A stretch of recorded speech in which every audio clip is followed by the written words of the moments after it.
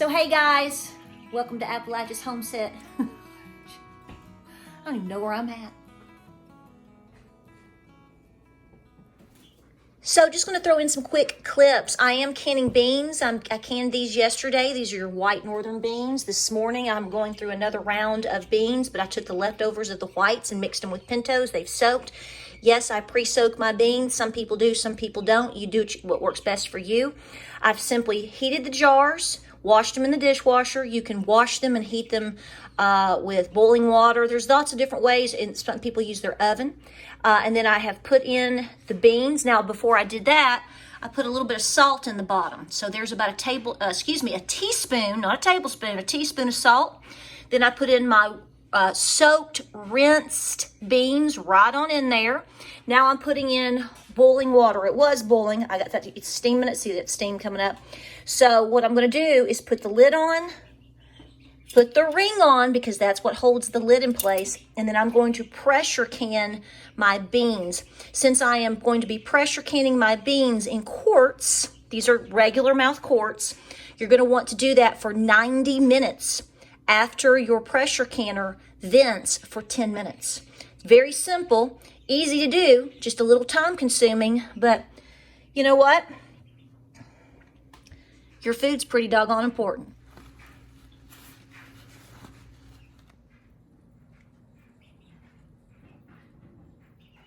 All right, the beans from yesterday are cooled, cleaned, sealed, marked, rings are off, and ready to go. Hey guys, welcome to Appalachia's Homestead. I'm going to run through, as best I can, a canning video for you for more meats. Now I'm pushing forward into, hopefully over the weekend, moving into freeze drying. I'm gonna tell you what, all this work, we're all working so hard. Bless your hearts. I know you are. I know you are. With everything going on. But listen, so I'm gonna can some sausage.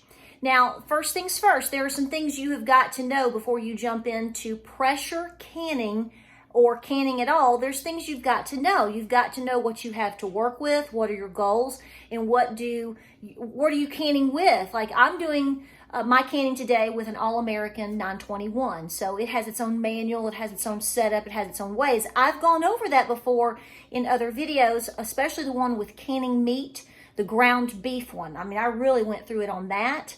And so I'm getting set up, getting cleaned up. So I did beans yesterday and earlier, and I'm moving into my meats because I'm going to have to put them in the freezer if I don't, and I don't want to do that. So I want to get them on the shelf. So I'm choosing to can these right now and walk you through the process. So like I said, I'm using the 921 canner. I've said before, you asked, yes, I'm doing it on a smooth surface stove. I can do that because my stove is rated for canning. Check with that first. I get that question a lot, so you need to check that, check that situation. Make sure whatever canner you have, it will fit. When I used to have that big old clunky microwave here that I tore out, I couldn't hardly can here at all. Now I can. I can. That was the whole purpose. I also know that my 921 will fit on my wood cook stove. So see, I've had to kind of take measurements and know what I want and know what I need to work with in order to get the job done. Lord, I'm just moving junk all around. It's just going to be this way. So what I'm going to do, like I told you, is I'm going to be doing sausage, and I'm going to be doing patties and the actual ground sausage. The process, once you get them in the jars, is the exact same. So see, that's the beautiful thing about it. I am going to be putting all of mine into individual pints. I can 8 pints on a single layer in my 921 All-American canner. I actually can double that. I choose not to because I have a smooth surface range here. So even though it's rated for that, those canners get really, really heavy when you start doubling it up. It's not that I can't do it. It's just, it's very heavy, number one. Number two, I don't want that much. I still want to use, a little bit of reservation with my stove here, okay? So that's why, okay? So single layer. So I'm going for 8 pints of sausage, and we will be doing that in, like I said, the pint jars. And let's go. So first things first, I'm getting out some old canning jars that I'm going to wash, and I'm going to actually put them into the actual dishwasher. See, they need to be washed, cleaned up. So I'm going to wash and rinse them, and then I'm going to put them in the dishwasher to really get them clean and hot, hot, hot. So you can see I've got a regular mouth right here, and then I've got a wide mouth. Totally different. I'm going to use just the regular mouth for the ground sausage. And then I like the wide mouth. I prefer wide mouth all around, but I'll do whatever I need to. Wide mouth is my favorite. It just allows more versatility for pickles and meats and different things like that. But the patties will fit better in there, okay? So let's get these going. Okay, now you know I'm a big stickler about not leaving your rings on your canning jars once they have sealed and sat for 12 to 24 hours and cooled down. I take them off, I wash them, and I put them up. I string them up. So I'm going to take off the ones that I need in both sizes, and I'm going to wash them again right before I use them, just to make sure there's no dust or debris on them. And so I continue going through that process. I've been told that if you take care of your rings, they're not heavily rusted or rusted at all, is ideally what you want, bent or whatever, you can use these up to 12 times. So this is why I tell people, take care of your rings, y'all. So remember that. Okay. So this is a question that I've gotten a ton of, and there's two options for you. But let me tell you what I do. I do not raw pack and can my meats. And yes, you're hearing a lawnmower in the distance. My son, on his own, decided to start mowing the yard, and when teenagers get that drive, we don't stop it regardless of what we're doing. So every mother just went, yes. So here's what I'm going to do. I am going to take the meat, the sausage, the chicken, the ground beef, whatever I've got, and I am going to cook it somewhere around 40-50%. In terms of the sausage or in terms of ground beef, they'll tell you to brown it. That doesn't mean it's cooked all the way through. You're just simply browning it. I like to bake my patties. I'm going to put them in about 375 for about 20 minutes or so. I'm going to eyeball it until they're nice and just brown, not fully cooked, not burnt, nothing like that, but they're browned. Same thing with the Tennessee Pride sausage, the ground sausage. Now I'm going to put it in a little pan and just do it right up on top and just mix it up and cook it up and brown it. So that's what I'm choosing to do right here. And then I'm going to use boiling hot water in the jars with them with a little bit of salt. You do what works best for you, but it works great here. And this is what we're going to do.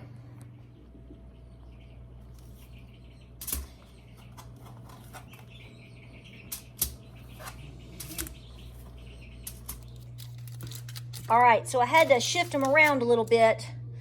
I wanted to fit all of them on here, and I will, but I had to go from 3 to 4. So they got shifted around a little bit. The last time I did this, I could fit 7 patties in one jar. Those patties came from Aldi. So this is a different brand, so they might be a little bit thinner or thicker. I can't recall right off the top of my head. But we're going to find out, so we're just going to go with it. If I have to take some and crumble it up, it's no big deal, okay? The goal is to get it in the jars. That's the goal. All right, I'll let you know how long and if this temperature worked well. Somewhere between 375 and 400 is what I would work with and do work with. So we'll get the time down and we'll see what she does. Now remember, in between these steps in canning, make sure you're cleaning, washing your hands. Take a minute, get everything cleaned up, sterilized, every which way you go. It helps you keep it clean in the long run, and it keeps everything sterile.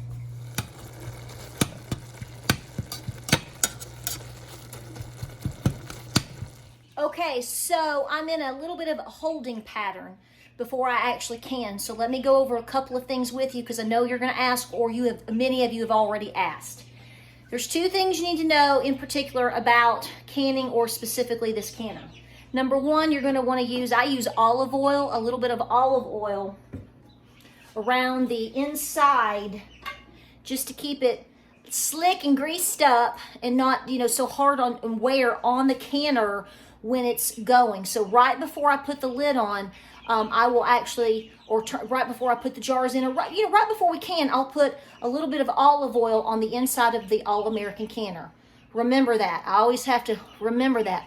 Number 2, you're going to want to vent your canner for 10 minutes before you actually put the weight on. So you're going to put a weight. You know how you've seen that? This intimidates a lot of people. So yours is going to come with a weight. This one comes with this weight. So I'm going to talk about this canner. 5, 10, 15, okay? And so we're gonna be doing ours at 10, but before you put that on, you're gonna get this rocking and rolling, and you're gonna have steam coming out. That's venting, okay? You're gonna want this to vent for 10 minutes before you put the weight on. Those are two very critical things to know before we get started, because a lot of people ask. In terms of the actual patties that I'm gonna be putting into the jars, you can put, some people put parchment paper in with their meats. I'm not going to. Parchment paper isn't necessary, no problem. So I'm not. You can, you do your homework on what works best for you. So I have browned the ground sausage. It's ready to go. Then I also have, we have about 4 minutes left inside here, and they're really starting to brown up. So around 20 minutes or so, like I said, is what you are looking at, give or take. My jars are still washing, so they're rocking and rolling. And on the stovetop, I have a large stock pot of just plain water, okay? So it's starting to get hot, trying to get it to start boiling. So this is kind of that holding pattern that I'm in to the next phase. And last but not least, like I said, I use a little bit of salt, probably for pints. I'm gonna use about a half a teaspoon, just to put a little bit in there. If you were using quarts for something and you wanna put salt in it, it's usually about a full teaspoon, okay? All right, well, we'll just wait around for a few minutes and I'll find something to do and we'll get to it. Okay, hot water, check. I've already put the olive oil on the canner, and it's heating up, as you can see. Got my salt ready, jars ready, rings are washed, lids are in hot water. I still do that. I'm one of them old timers. And I've got everything ready to go. So we're going to start laying it out.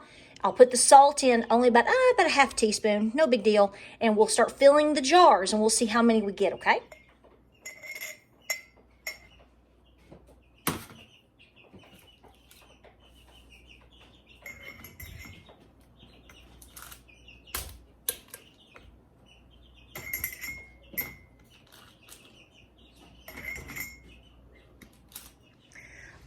Okay, so we are going to end up actually with 7.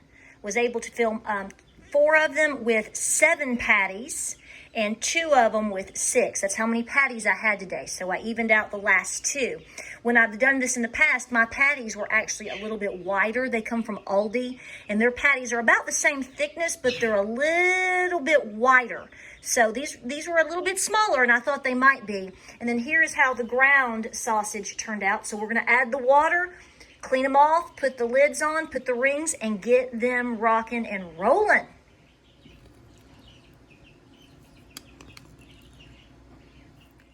Okay, I forgot to say this. I didn't put my rack in. I did just now. I have 2 of them, but I wanted to show you. This is why it's important to talk to yourself as you can, so that you try to remember. Because you'll forget things. You'll go, oh no. So I know, it's okay. But don't forget the rack at the bottom of the canner. Okay, you hear it? It's rocking and rolling in terms of venting. 10 minutes there, then I will apply the weight on 10. Pressure will be 10, and 10 pounds of pressure, and then I will pull back. It'll be jiggling, just jiggling, jiggling, jiggling.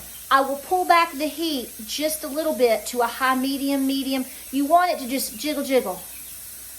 Jiggle, jiggle, jiggle, jiggle, jiggle, jiggle. You don't want it going rocking hardcore. And keep an eye on your gauge here. Because we did pints, it will be 75 minutes. So you'll set your timer that once you, this is back to that slow, good jiggle, jiggle, jiggle, jiggle. That's when you set the timer. Canning meats or canning anything is not difficult. It's just a time process. But eating is important. Okay, we have concluded the 75 minutes, but it's still super, super hot.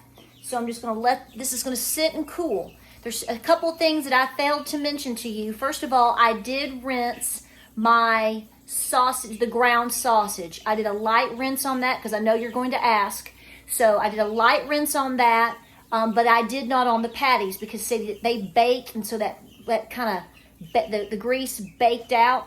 So when you're canning meats, you're automatically, over time, there's going to be some fat at the top, folks. You can't avoid that. There's fat in the meats, so expect that. But I know you're going to ask about that. And also, you wanted to do a half-inch headspace on your jars in terms of how high you pack them in there.